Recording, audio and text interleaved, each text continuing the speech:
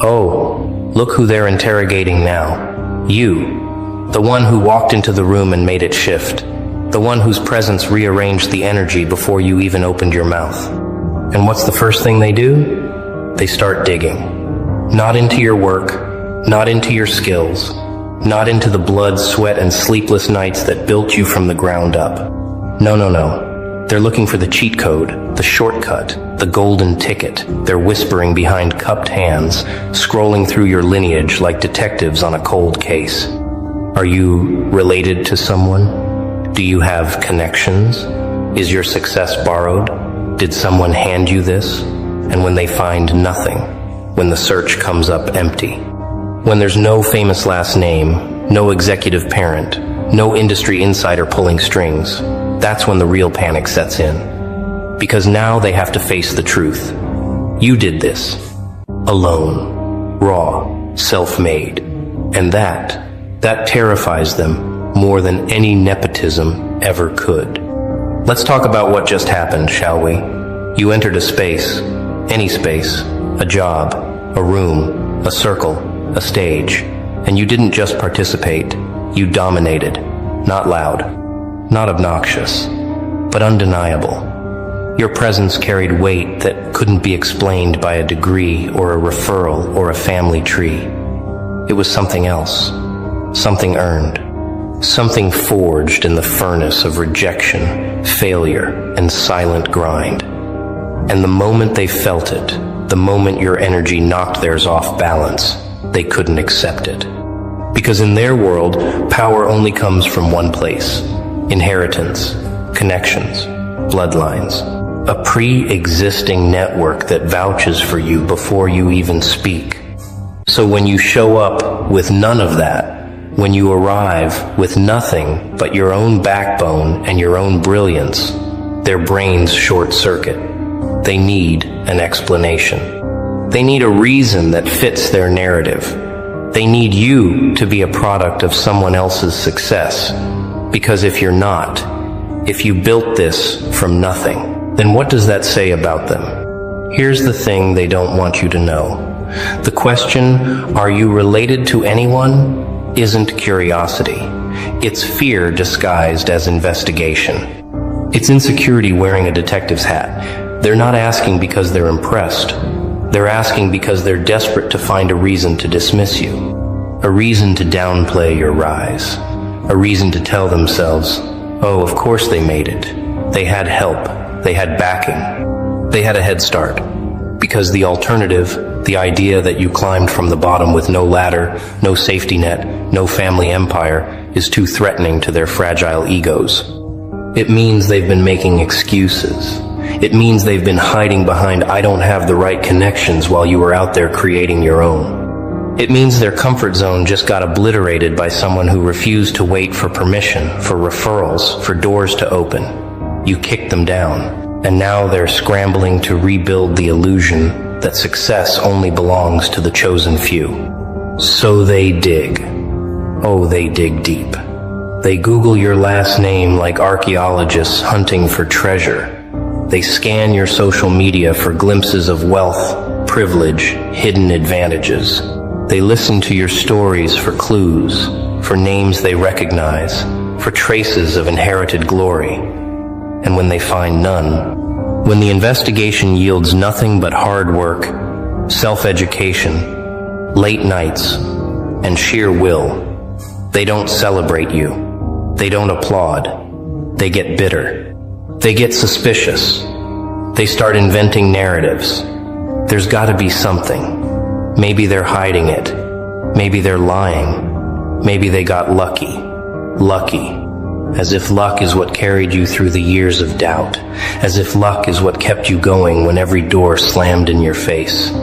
As if luck is what taught you the skills they never bothered to learn because they were too busy waiting for someone to hand them the crown. No, darling, luck didn't build you. You built you. And that's the story they'll never believe because it destroys the one they've been telling themselves for years. Let's get one thing brutally clear. They wanted you to be related to someone because it would have made them feel better. It would have given them permission to stay mediocre. It would have let them off the hook. See, They only made it because they knew someone. I could do that too if I had those connections. It's the ultimate cope, the ultimate excuse, the safety blanket they wrap around their underachievement. But you didn't give them that comfort. You showed up self-made, self-taught, self-sufficient, and suddenly their entire belief system is on fire. Because if you can do it, if someone with no family name, no industry ties, no inherited wealth can rise to this level, then what's stopping them? The answer is simple. Nothing. Nothing but their own refusal to work as hard as you did. Nothing but their addiction to shortcuts. Nothing but their fear of facing the mirror and admitting they've been wasting time. So instead of looking inward, they look for proof that you cheated the system. They need you to be connected. They need you to be privileged. Because if you're not, it means they are the only thing standing between themselves and success. And here's where it gets beautiful. You don't owe them the answer they're fishing for. You don't owe them a family tree. You don't owe them a list of mentors or sponsors or secret benefactors. When they ask, "Are you related to anyone?" you can smile. You can laugh. You can look them dead in the eye and say, "No." Just that. No explanation. No apology. No justification. Because that single word is a grenade. It detonates their entire theory. It shatters their fragile narrative. It forces them to confront the one reality they've been running from. You are the exception that proves the rule is a lie.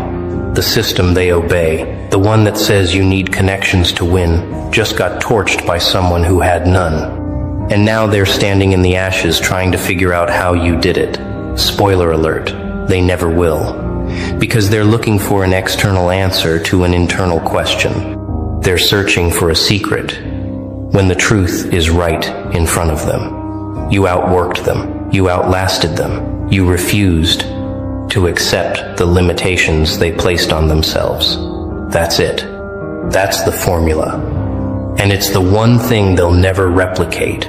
Now let's talk about the weight of being self-made in a world that respects legacy. You know what it's like, don't you? You know the sting of walking into rooms where everyone else had a warm introduction, a family friend, a pre-arranged coffee meeting that opened doors you didn't even know existed. You know the exhaustion of building from zero while watching others start at 50 because their last name carried currency. You know the loneliness of grinding in silence while they posted their easy wins, their handed opportunities, their "I'm so blessed" captions that forgot to mention the trust fund or the executive parent or the investor who just happened to be a family connection. You watched them stumble into success while you crawled through broken glass to earn a single chance.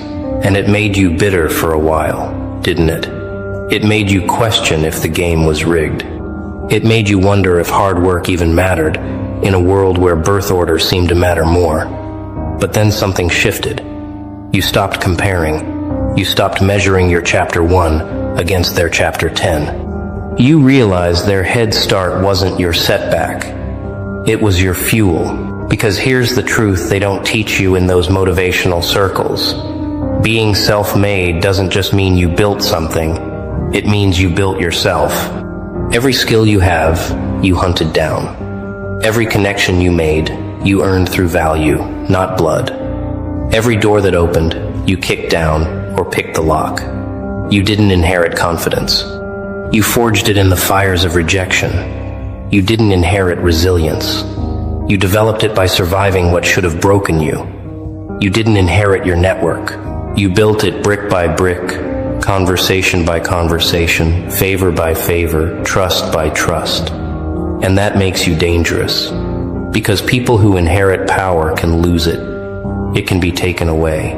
It can crumble when the family name loses value or the connections dry up. But you can't lose what you built with your own hands. You can't be stripped of skills you taught yourself. You can't have your resilience revoked. You are the foundation. You are the empire. And that's a level of security and strength that no last name can ever provide.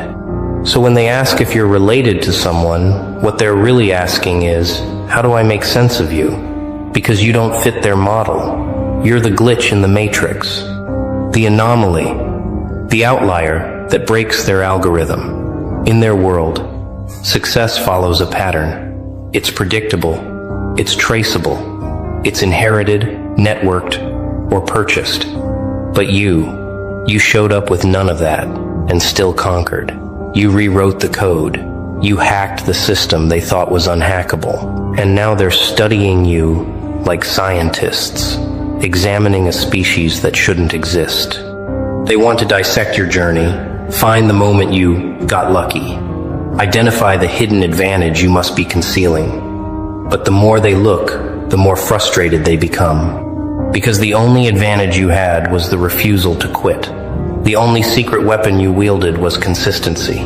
The only cheat code you used was discipline when motivation ran dry. And those aren't things they can replicate by association.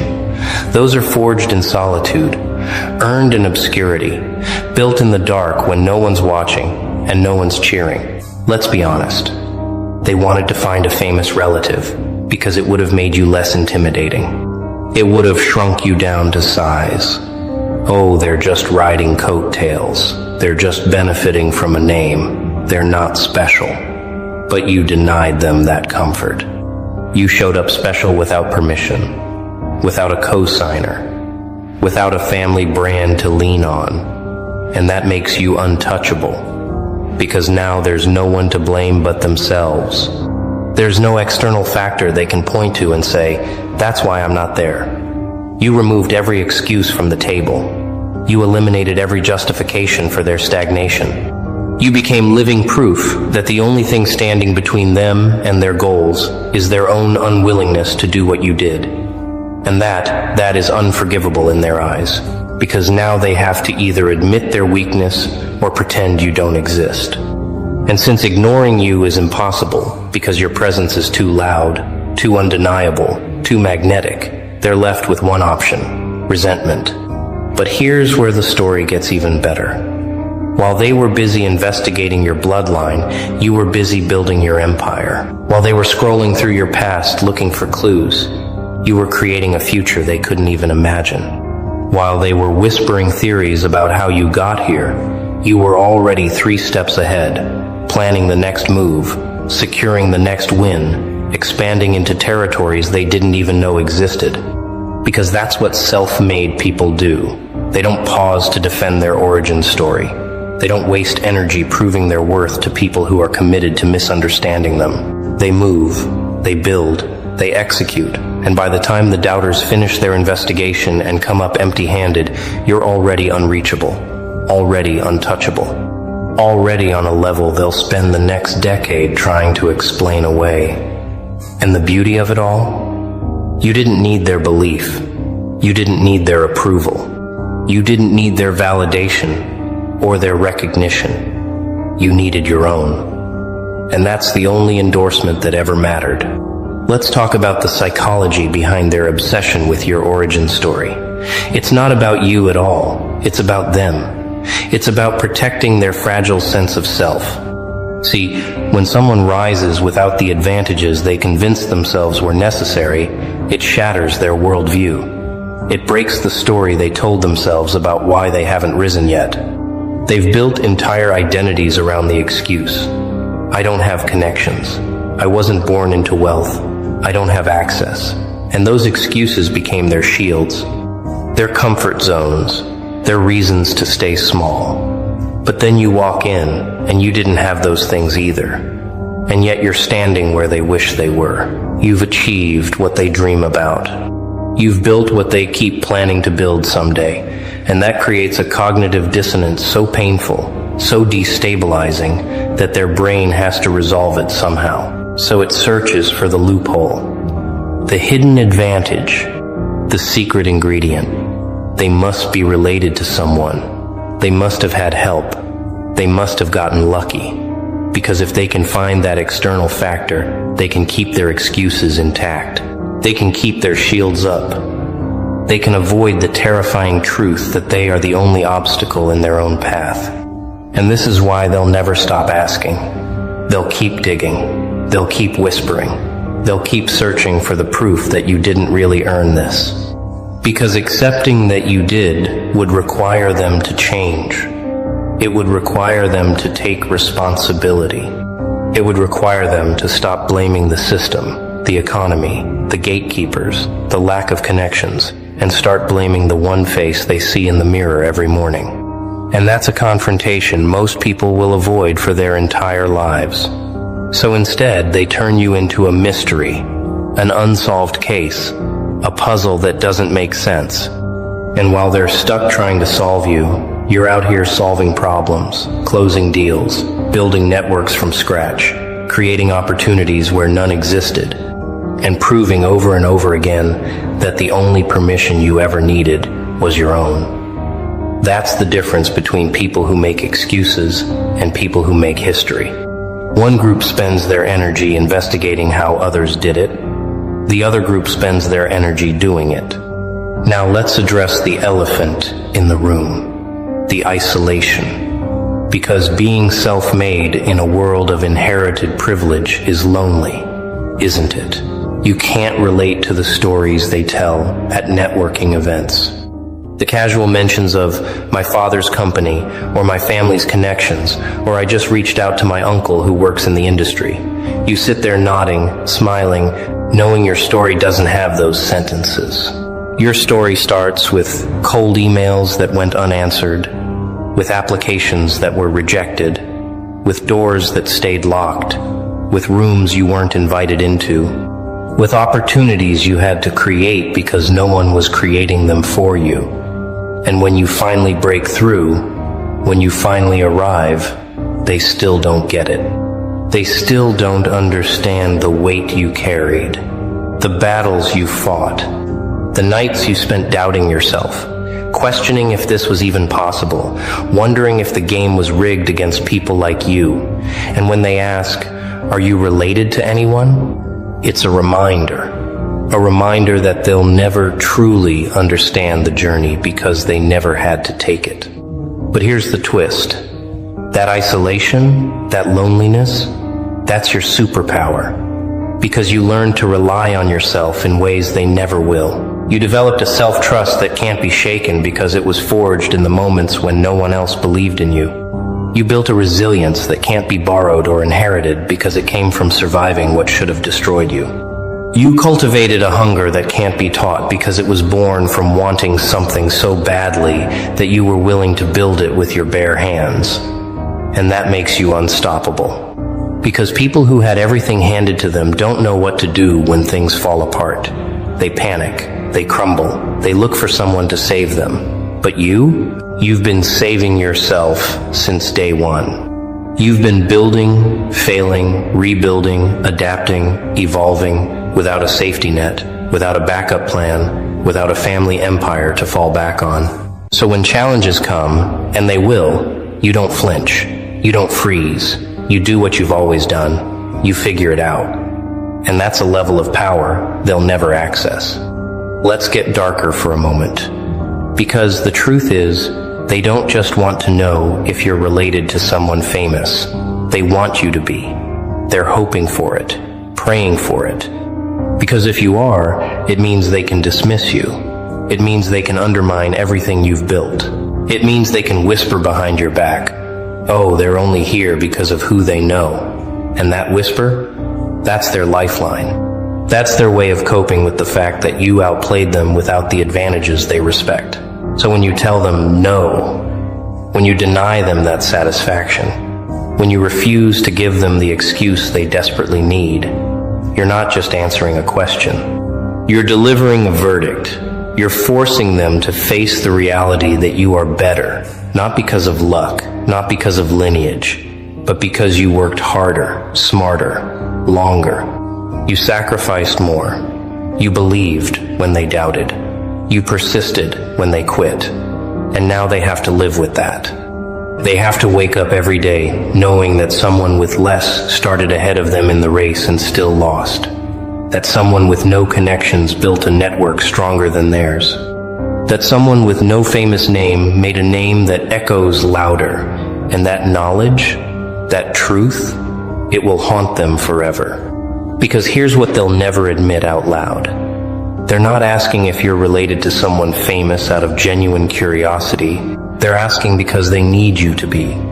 They need their worldview to stay intact. They need the rules they've been playing by to still matter. Because if you can win without those rules, it means the game they've been playing is obsolete. It means the strategies they've been using are outdated. It means the excuses they've been hiding behind are exposed as the lies they always were.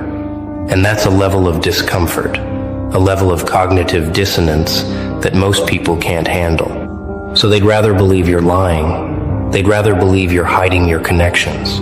They'd rather invent a conspiracy theory about your success than accept the simple, brutal truth. You earned it, every single bit of it, with no shortcuts, no handouts, no famous last name opening doors. Just you, your vision, and your refusal to accept their limitations as your reality. And that makes you legendary. Let's talk about what happens next. Because this isn't just about them anymore. This is about you. About how you move forward knowing that no matter what you achieve, there will always be people trying to poke holes in your story, trying to find the real reason you succeeded, trying to diminish your accomplishments by attributing them to factors outside your control. And here's the hard truth. You can't stop them. You can't control their narrative. You can't force them to see your journey the way you lived it. But you can do something far more powerful. You can keep building. You can keep rising. You can keep shattering ceilings and rewriting rules and proving that self-made isn't just a possibility, it's a movement. Because every time you level up without their permission, you're creating a blueprint. You're showing someone else who's starting from zero that it's possible. You're becoming the proof that they were searching for when they felt invisible, overlooked, underestimated. And that legacy, that's worth more than any famous last name could ever provide. So when they ask, are you related to anyone? Smile. Smile like you know something they don't, because you do. You know that their question is born from fear. You know that their investigation is rooted in insecurity. You know that their need to find a reason outside of you is proof that you've already won. And then, after you smile, after you let that moment hang in the air, you give them the answer that will echo in their minds long after you've left the room. No, I'm not related to anyone famous. I'm the first. I'm the one they'll be asking about in 20 years when someone else shows up and they start digging into their bloodline. I'm the name that starts the legacy. I'm the beginning of the